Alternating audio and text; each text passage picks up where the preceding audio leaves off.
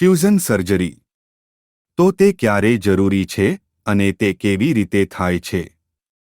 તેથી જ્યારે આપણે કરોડરજ્જુમાં ફ્યુઝન સર્જરી કરીએ છીએ ત્યારે થોડા સંકેતો મળે છે. ચેપના કિસ્સામાં અથવા કોઈપણ ઈજાના કિસ્સામાં અથવા કરોડરજ્જુની અસ્થિરતાના કિસ્સામાં તેની જરૂર પડી શકે છે. આનો અર્થ એ થાય કે જ્યારે હાડકાની આગળ સ્લિપિંગ થાય છે, હવે તે કરોડરજ્જુના સાંધા તેમજ કરોડરજ્જુની ડિસ્કના વય સંબંધિત અધોગતિને કારણે હોઈ શકે છે. અથવા જો ત્યાં વિરામ હોય અથવા જેવી પરિસ્થિતિઓને કારણે તે હોઈ શકે છે. કરોડરજ્જુના વિસ્તારમાં ક્રેક જેને પાર્સ ઇન્ટ્રાઆર્ટિક્યુલરિસ કહેવાય છે. તેથી સામાન્ય રીતે આ થોડા સંકેતો છે જ્યાં ફ્યુઝન સર્જરી જરૂરી છે. હવે આ ફ્યુઝન સર્જરી પણ બે પદ્ધતિઓ દ્વારા કરી શકાય છે.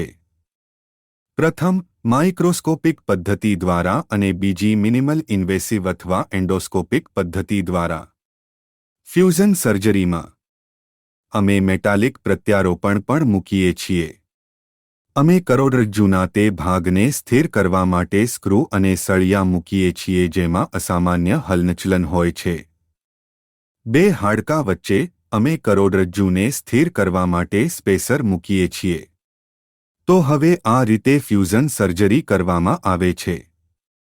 આપણે તે કાં તો માઇક્રોસ્કોપ અથવા એન્ડોસ્કોપ દ્વારા કરી શકીએ છીએ. જ્યારે આપણે સર્જરી કરીએ છીએ, અમે દ્રષ્ટિ હેઠળ જ્ઞાનતંતુ મુક્ત કરીએ છીએ જેથી સફળતા દર અને શસ્ત્રક્રિયાની સલામતી વધારી શકાય. તેવી જ રીતે જ્યારે આપણે મિનિમલી ઇન્વેસિવ અથવા એન્ડોસ્કોપિક સિસ્ટમ દ્વારા કરી રહ્યા છીએ ત્યારે અમે કરોડરજ્જુની બાજુઓ પર ખૂબ જ નાના ચીરા મૂકીએ છીએ અને અમે ટ્યુબ્યુલર સિસ્ટમ દ્વારા સમગ્ર સર્જરી કરીએ છીએ. તેથી જો સર્જરી અથવા ફ્યુઝન સર્જરી જરૂરી હોય અને તે સાચા કારણસર અને સાચા દર્દી માટે કરવામાં આવે તો પરિણામો ખૂબ સારા છે. ફ્યુઝન સર્જરી સામાન્ય રીતે કરોડના બે ભાગો વચ્ચે થતી કોઈપણ બિનજરૂરી હિલચાલ અથવા અસામાન્ય હિલચાલને દૂર કરવા માટે કરવામાં આવે છે અને જ્યારે તે યોગ્ય રીતે કરવામાં આવે છે ત્યારે પરિણામો ખૂબ સારા હોય છે.